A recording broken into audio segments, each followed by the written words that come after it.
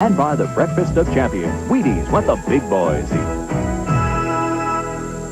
Straight etched in your memory here at Indianapolis, like the terrifying crash of Salt Walther on the start in 1973, or A.J. Foyt winning his fourth Indianapolis 500. There was such a moment last year. Remember, Mario Andretti was leading the race, but closing in on him. In the other red car was young Danny Sullivan. Going into turn one, suddenly they were side by side.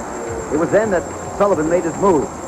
Moving briefly ahead, but then getting loose, losing it, spinning wildly, almost hitting the wall. Somehow, Andretti, with a miraculous driving performance, getting by him, taking the lead, continuing in the race, and more miraculously, Sullivan himself continuing in the race, not only doing that, but in time, repassing Andretti, and wonder of wonders, Danny Sullivan winning the Indianapolis 500 of 1985. A moment to remember, and right now, Larry Newber is down in the garage area with none other than Larry.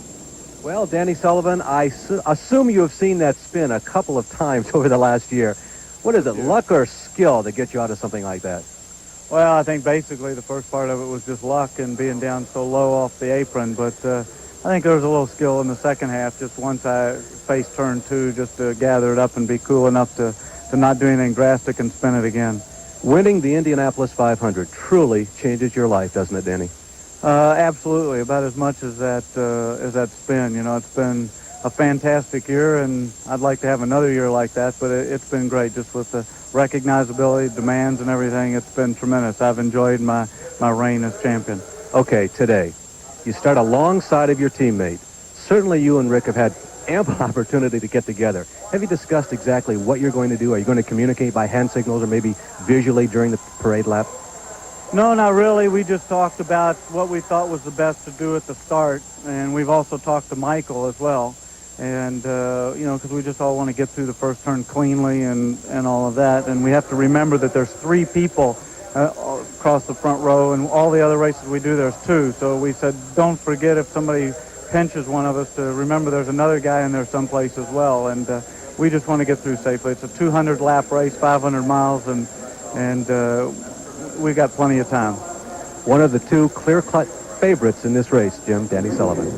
Okay, Larry, thank you very much. Well, here's something, a fairly recent vintage here, the luxury suites in turn 4. We are told that they go for up to $110,000 a year, and remember, there's only one event here a year, the Indianapolis 500.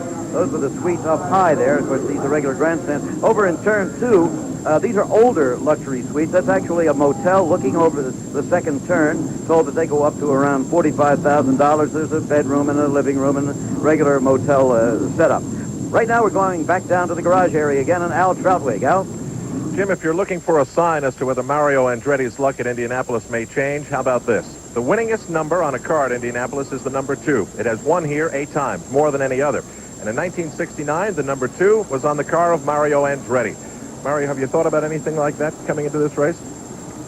Well, sure. I pay attention to some of it. I take notice, I should say. But all I can say, it's a good omen, and I hope the good omen just works out the way it should be.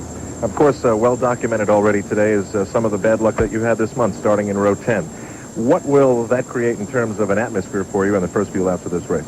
Well, quite tense in the sense that I know what to expect, and that is for sure a lot of traffic ahead of me. So this is something that didn't change by the fact that we postponed a week. So I had more time to just dwell on it, but again, it's just a matter of getting down to business and trying to just get rid of some of that traffic. That's the thing, and that's what we're anxious to do now, and it's about to happen. Mario, does your accident with Kevin Kogan a few years back affect your anxiety at the start of the Indianapolis 500 today? I think everybody learns from something like that, and naturally, as I said, it was a great disappointment at the time, and no one wants this to reoccur. So, as I said, whether you're a doer or a victim, still, I think it wakes you up, and as I said, maybe you can be a little safer the next time around. All right, Mario, thanks for your time. Have a great trip today. Mario Andretti, a little stir-crazy, he said, from sitting around all week and ready to race. Back to you, Jim. All right, Al, an interesting superimposition there that he started 32nd in 1981 and finished second in the race.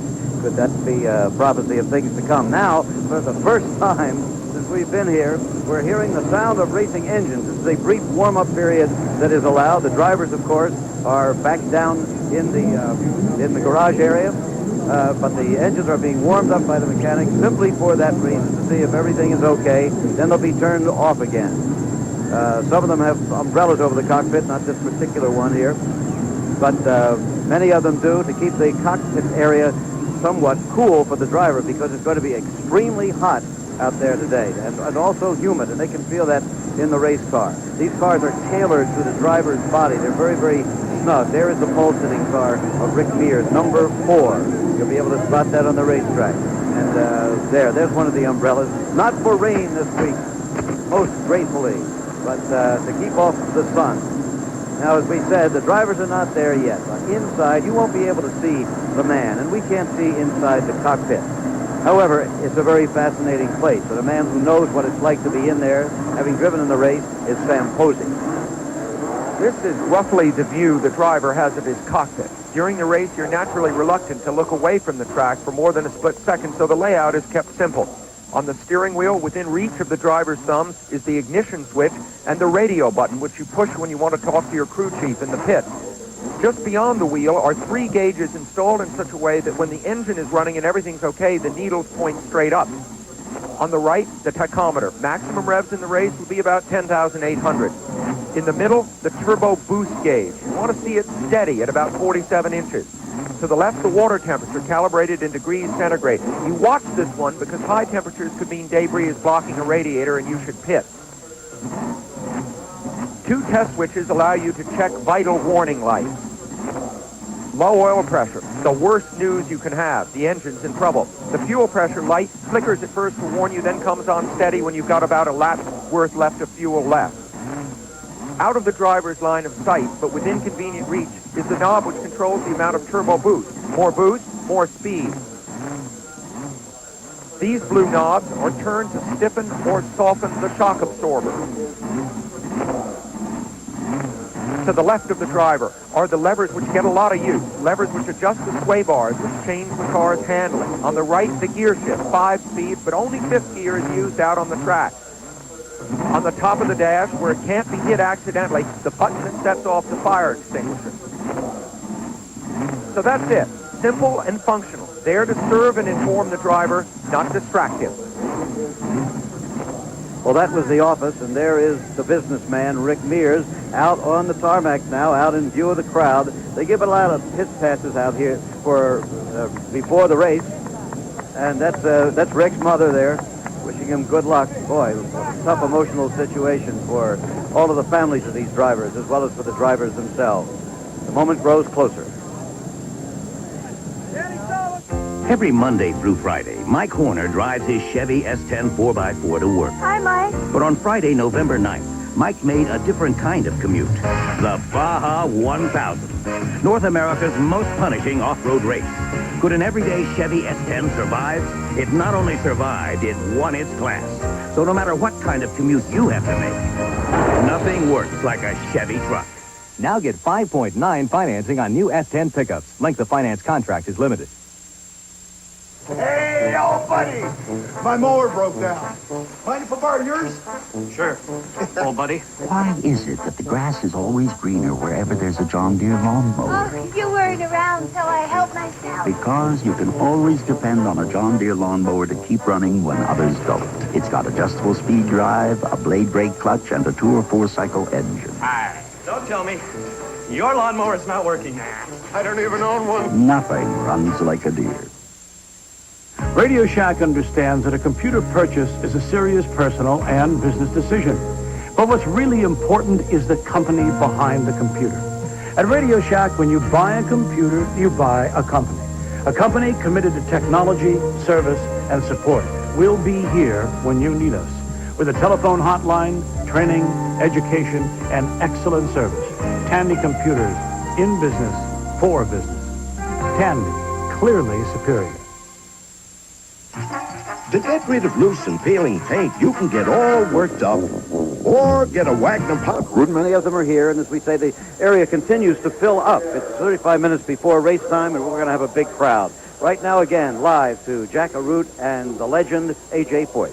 Jim, when you talk about Indianapolis, you've got to say A.J. Foyt. He's won it 4 times, the only driver to do it. First question, A.J., a natural one. Can you do it today and make it 5? I think we're going to run awful strong. I think we've got a good shot at making it 5. We've got a long ways to go in the field, and we're going to have a few breaks. Well, now, looking at the weather, it's much different than last week, but it's also beginning to get quite hot. Does that change the strategy? What do you think is going to happen?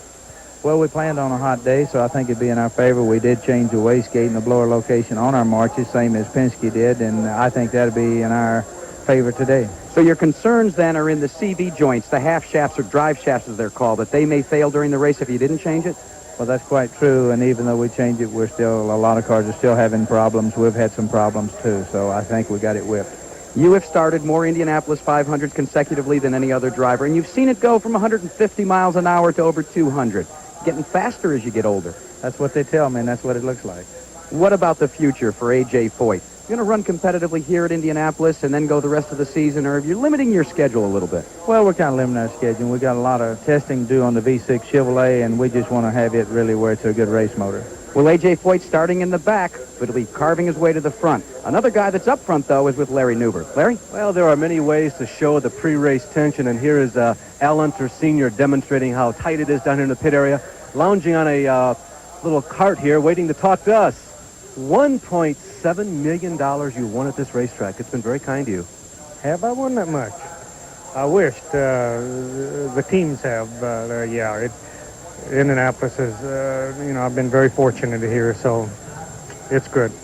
Al, you are running the most unusual configuration in terms of chassis and engine at today's race. A Penske chassis and a Chevrolet Ilmor engine. Is this car ready? Well, I think it is, Larry. I think that the car is, and I think the engine is. I think that Chevrolet has done a fantastic job on trying to get the Penske car ready, and I think we'll be in good shape. Just like anything, you never know in a race, and always something unfortunate that can happen. But I feel the package is ready, yes. If there is a professional racing driver who has demonstrated the ability to finish this race, Al, it has been you. The last 4 races in a row, you finished in the top 5. What is the secret to making a car last 500 miles at this place? Well, Larry, I think having a crew. The Penske team,